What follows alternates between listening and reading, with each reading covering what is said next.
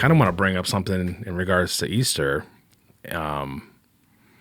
because in putting together, and the songs that we'll be worshiping to, and thinking about that and praying through that, and felt really good with a lot of what's in there. But I've had this one gap that I haven't really known what to do with it, and then Bo mentioned a song yesterday. We were asked in a meeting, right? We were asked in a meeting, hey, any of the songs that you've been working on the trip going to be a part of Easter, right? And it was like, and I mentioned, you know what? I went into it personally, like not expecting that or trying to make that happen, just like, but I wouldn't have been surprised if something came out of that. And then in asking the question in the meeting, is that where you had mentioned the song? Yeah. On this mountain? The lyric, on this mountain, Lord Almighty, justice is finally served. On this mountain, Lord Almighty, no one gets what they deserve. Yeah. And so I've been listening to it nonstop since then. Isaiah 59, right? I think. 25. 25. Yep, Isaiah 25. And just can't shake it. Just listening to it, reading the words, just how sweet it is on Easter to be celebrating him and celebrating victory and celebrating grace and his mercy in this way. And it's just so celebratory. I think that, and declarative, and so you can share a little bit more about the song if we want, but I just wanted to get your guys' take on sealing that.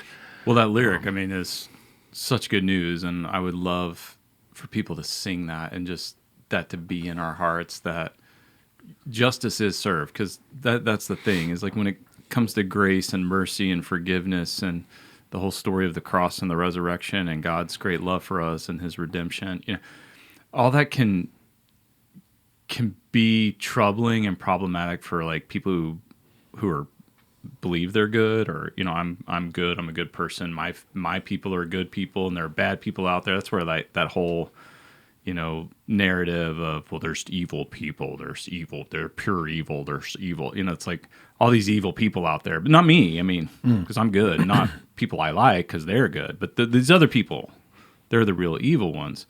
And that rhetoric is just like it's just lapped up. Like it disgusts me. Like I'm having a strong reaction. Maybe too strong, but it's just lapped up by people who say they're people of grace. Like, I believe in redemption and grace, but there's just pure. It's like, whoa, okay. Yeah. So hey, first, good news: justice will be served. There's a judge, and it happened on this mountain, or with the cross. Justice was served. Jesus did it. He took my death and your death and all these pure evil people and everybody. He took their death. And on this mountain, no one gets what they deserve, which is great. That's like this kind of attitude, like God owes me. I should get what I deserve. I'm a good person, so give me good things.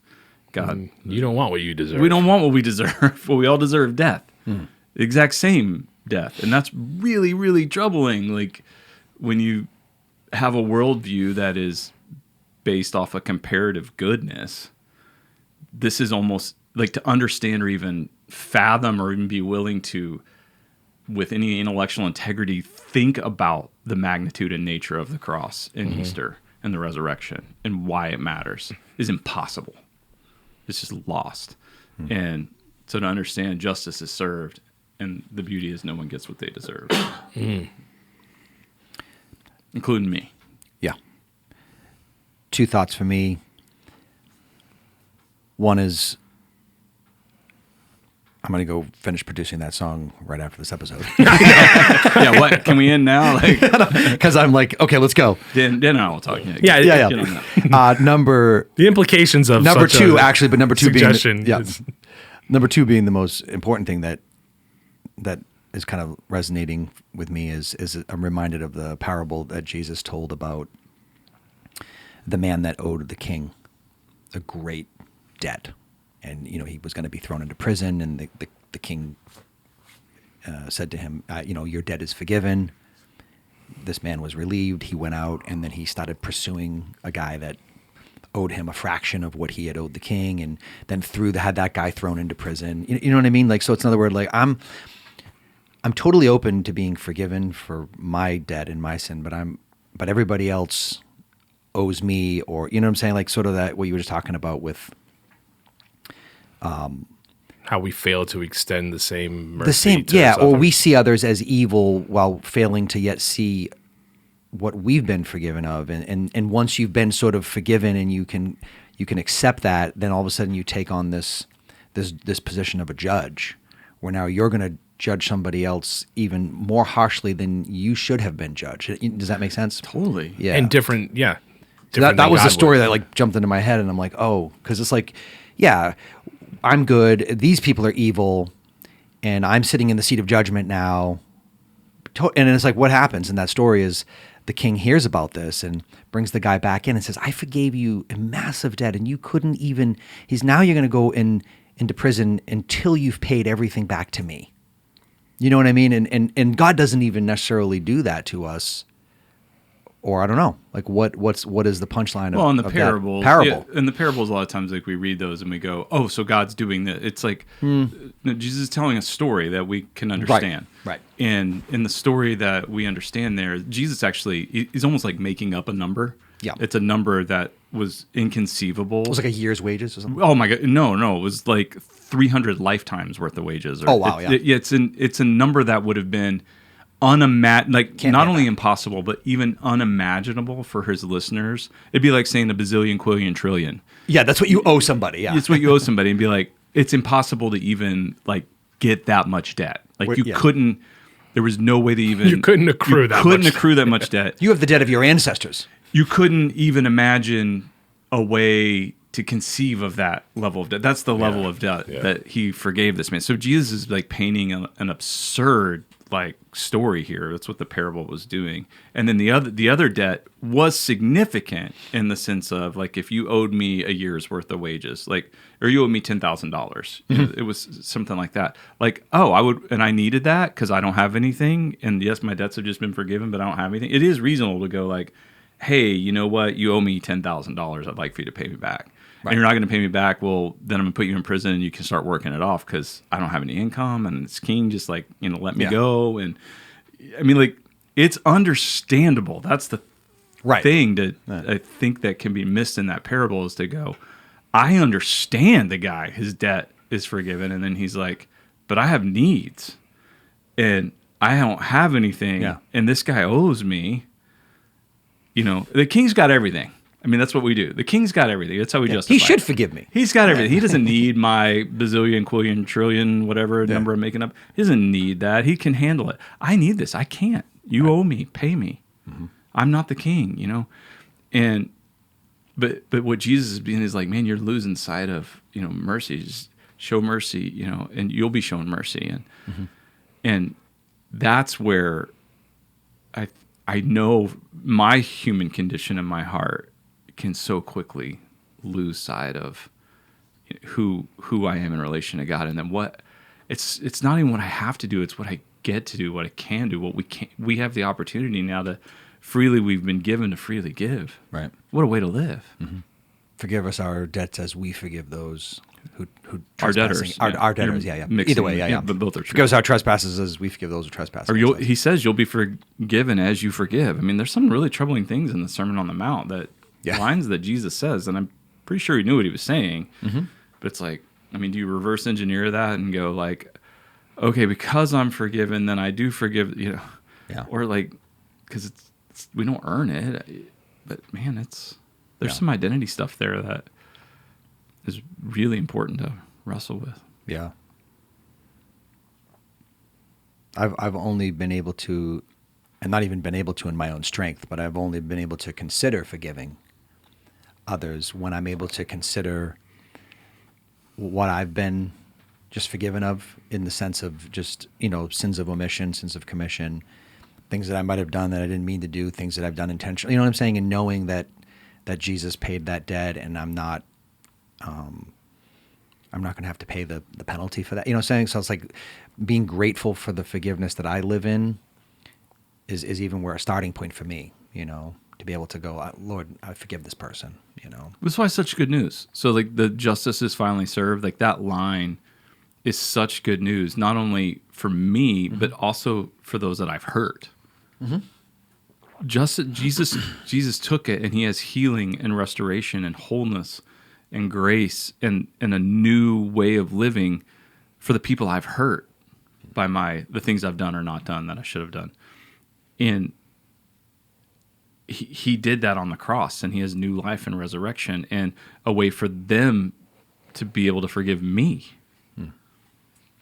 Like that's the gift of the cross. It's not just that my sins are forgiven, but to me, and not held against my account. But then I can also have a way to deal with things that have been done to me, that have hurt me, that I don't know how to deal with. Right. Jesus took care of those too. And the things that I've done that hurt others that I can't deal with and I can't make amends. I can't fix it. I can't go back and stop it. But There's no amount of words. But you can live out forgiveness. You can live in forgiveness.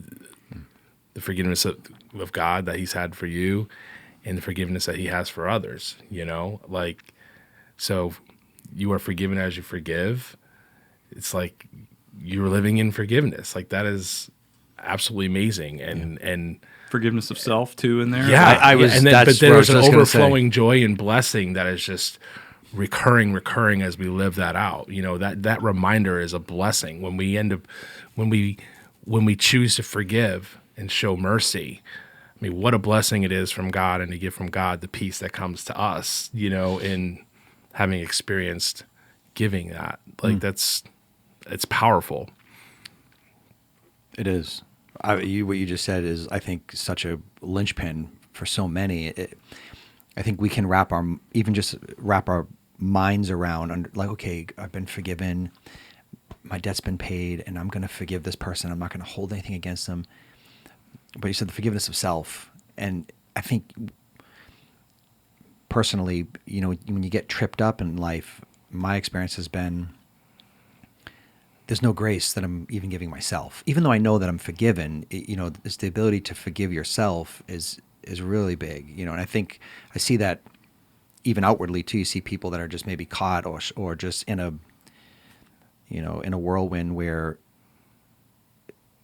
we have this desire to be perfect, and when we don't meet up to some standard, we can either pretend that we are, or get into this dark space of like not being able to receive the forgiveness because we're not even able to feel worthy, to receive that forgiveness. Yeah, as sad as that is, and as real and as human as that is, like, right. We are in the same way denying God. the judge from being the judge, where we end up being the judge again in that, right. Well, I can't forgive me. Well, who are you to not forgive you when God has forgiven you? And if you truly know that. And you hit a problematic phrase there. So what you used the phrase living in forgiveness, which I think, or living out forgiveness, which is more actionable. I like living. I like living in. Yeah, like me too. To be immersed in it would mean God forgives me. I'm willing to forgive myself, and I'm willing to forgive others. It's not compartmentalized. It's right. The Trinity. It's all inclusive. It's flow. I'm living in it. But you use the phrase. I can feel like I'm not worthy, which is absolutely correct. Right. Yeah. We're not worthy. Right. But even like in the way it was said, and this is said a lot, and I'm not trying to correct, but this language I hear gets used a lot. Like I'm not worthy, and somebody going, no, yes you are. It's a lie. Right. It's just a lie. Like, no, you're not, and neither am I. And we want to tell people that they are worthy of God's forgiveness. No, He chooses, and He loves you, and you're not an accident, you're on purpose, and He created you, and He wants you, and He's done this through Jesus, but we are not worthy. We don't deserve it. We don't earn it. Because as soon as we start believing that I'm worthy, then we're no longer in grace and forgiveness. Now we're back into a situation where I'm good enough that He owes me something. Right. He owes me forgiveness for I've done some bad things, yes. But my good stuff, I'm worthy. Right. Now we're in works. It's just right back into that. And then we're not in forgiveness in our relationship with God. So we're not in forgiveness in our relationship with self and with our world around us. So we've now are not living in forgiveness and grace. just because of a simple thing of hearing somebody say, "No, you're worthy of God's forgiveness." I mean, and maybe hold on. We could make an argument that I could semantically get to a To place. him, we are worth. Yeah, God says you're worthy. Yeah, you're worthy. Yeah, of made my in His son. image and all that, you're- yeah. You know, this is what I choose to do. I can totally agree on that. But what Worthy, I've seen the yeah. implications of that, I can make It's an like argument. earning. I'm not going to say it's not a right. Like if it was a lyric in a song, I wouldn't go and be like, "That's not biblical." Like, Right. I can make an argument around it. But what I've seen the implications of that do as one who communicates to large groups of people these truths and how they're lived out is really problematic. That's what I'm trying to say. Yeah. No, I agree with both of that because, like you're saying, you could end up drifting into the earning aspect of it. Worthy can also be indicative of like, well, I'm worthy because I've done something of worth to, or it could be, my identity is in Him, and I am who He says I am, and I'm the head, not the tail. He has the same power. So you do all this thing where you're made in God's image, and therefore you're worth His investment and all that. Yeah, so I totally agree. Would it be fair to say this was a thought I had?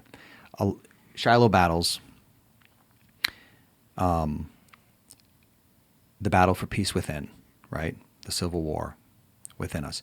Would it be fair to say that a lot of our lyrics, which you write, are they coming? I feel like it deals with that aspect of worthiness, and a lot of the lyrics would lean into like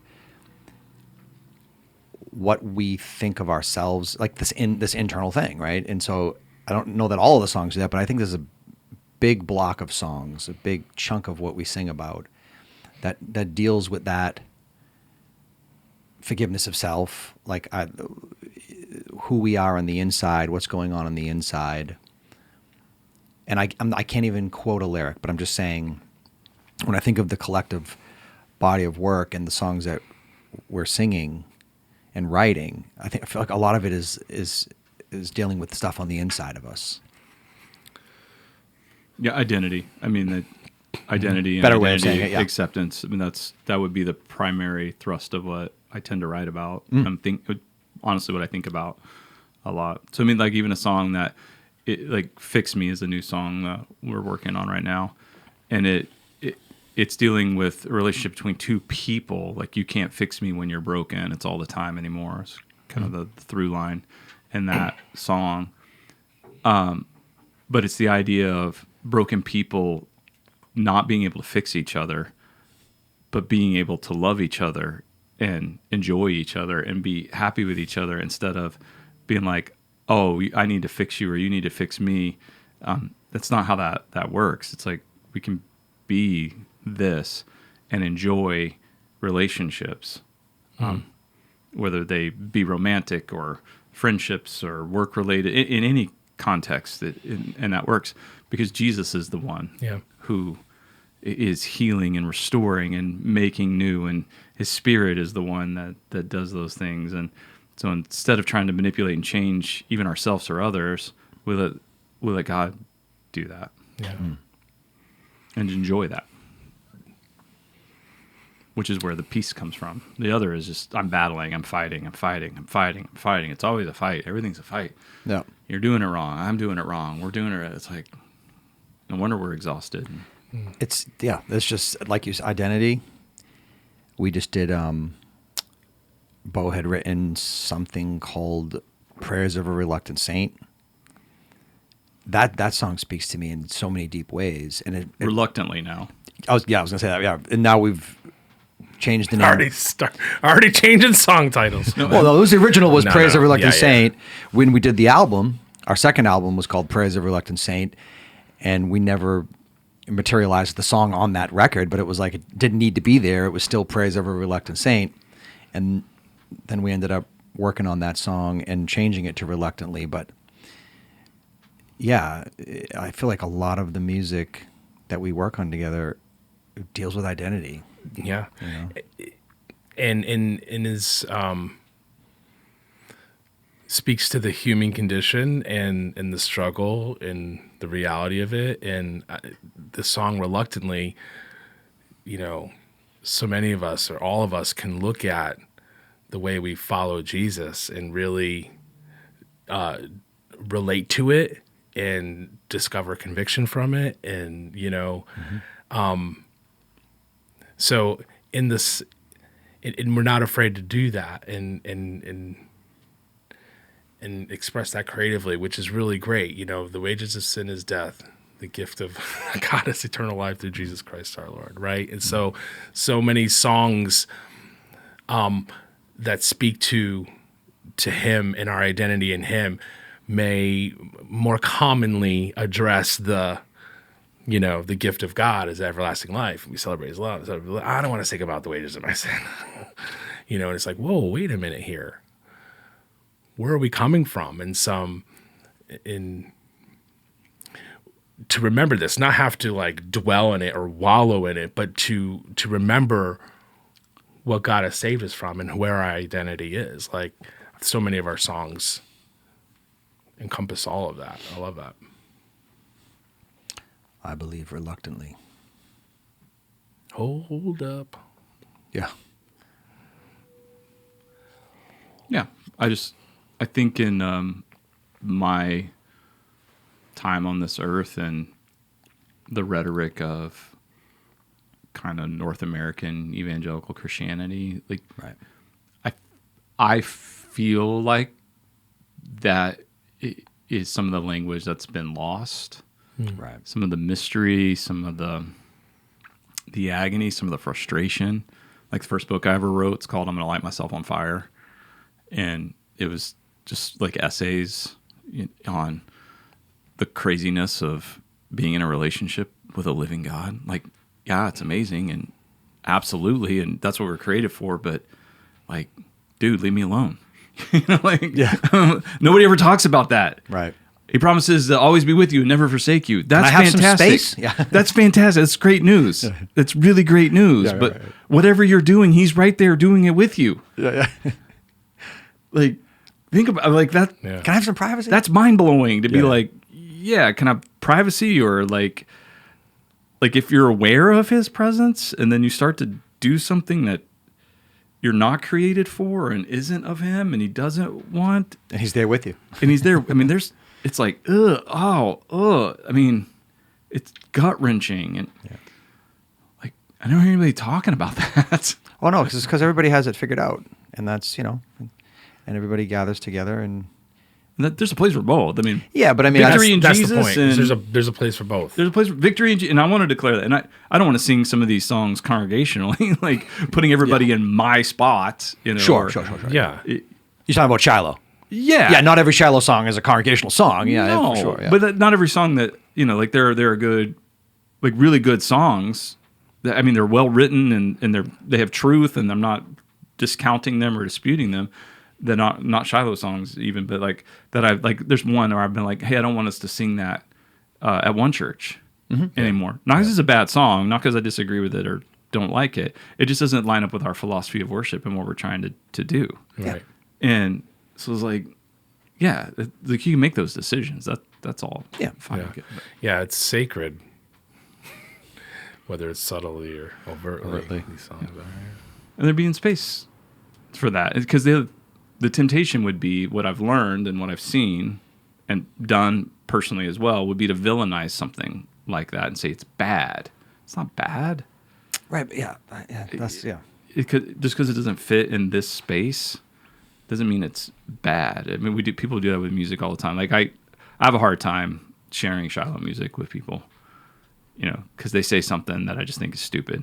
Right. Oh, that's cool. It's not my style of music. I'm like, you're not allowed to listen to music anymore. Go away. You've lost all privileges. You can't stream anything. I would like if All your I got to make subscriptions have if been I got to canceled. make these decisions, I would be like, you're no longer allowed to listen to any music of any kind. Or they listen to like one line and they go, it sounds a little. I'm like, how? We didn't even got to the chorus. Like, what are you talking about here? Like, you're not listening. People need definitive. I'm super judgy. Yeah. I'm super judgy about judginess.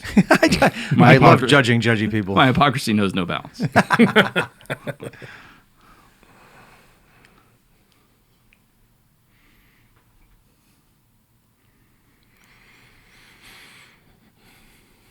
So on this mountain, I love that line too. like you've mentioned it already. No one gets what they deserve. Just the fact that that's in a song, and I've never sung that, and I can just envision people, whether they're hearing it and worshipfully watching and reading and taking it in, or singing it and being like, you're gonna get to this line, you're gonna be like, oh, that's worth meditating on for a second. You know, It's the punchline too. That's Like, really, yeah. that's the punchline. Oh wow, that's really powerful. And then the fact that it also addresses the kingdom of God in the way that in who we are, right? May your church be a living sanctuary, right? May your church be Yeah. a strong and mighty mountain, you know. I So it's just a enjoyed beautiful picture working on of- that bridge with you on that. It was fun. Yeah, that was fun. The way that like get in when you put that pause for B. May your church be, like putting that B. Living sanctuary. Yeah. Living sanctuary, that you a refuge for the weary, let your church be. What is it? Something flowing fountain, Fresh and flowing. fresh and flowing. Love that. May your Strong and church mighty be mountain. And then a strong and mighty mountain. May your church be. May your church. I like that we get to sing the word feast too Yeah. on this mountain. Prepare Lord your Almighty, finest yeah, feast. prepare your finest feast. You don't, Yeah. you don't have to get to sing the word feast. Oh, it's also in Wasted Sunday Mornings. Oh, yes, settling for a settling for a instead taste. of a feast. Selling for a taste, desperate for a feast. Right. Desperate for a feast. Desperate for a feast. They are on the same record, so we're Feasting. doing a little scarlet thread. New title of the record, Feastival. Feast. No. Soul feast. You mean Feastival? Soul Feast. Soul feast. On On this mountain. on this mountain. Soul Feast. We're going to be starting our annual feast.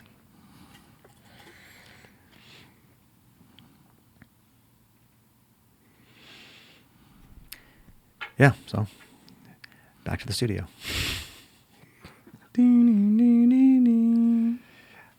I'm like, I have to get this thing produced in 24 hours.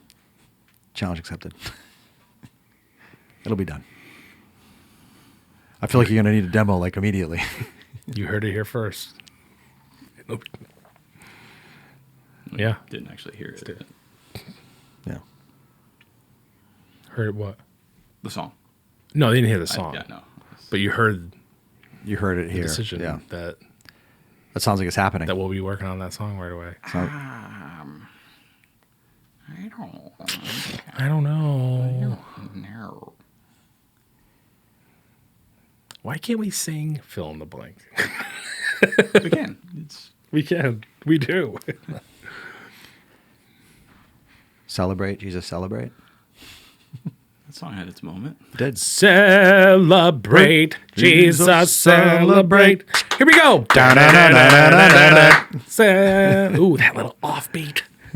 I had the claps, man. I was good on those. I used to play the bass, the piano, and I had another keyboard that was running the horns. So it would be like, and then the horns. People were like, yes. I played the bass for that song at Liberty for convocation every Wednesday chapel. Every Wednesday you had to play that song. Every Wednesday that was one of the songs I had to play. Yeah. Yep. There was a few of them, and then I couldn't stand this one song that we had to sing, and I was confused as to why our worship leader wanted to do this often. And it was the word of God is like an itty bitty seed scattered all around. The word of God is like an itty bitty seed scattered all around. And then there's like This was college? I'm like, what are we doing? Why are we doing That's this interesting. song? That is very interesting. Yeah, we didn't work with him because he was the convocation worship leader or worship pastor on staff, and we were a student-led worship team that traveled and did Thomas Rose stuff, and we did all.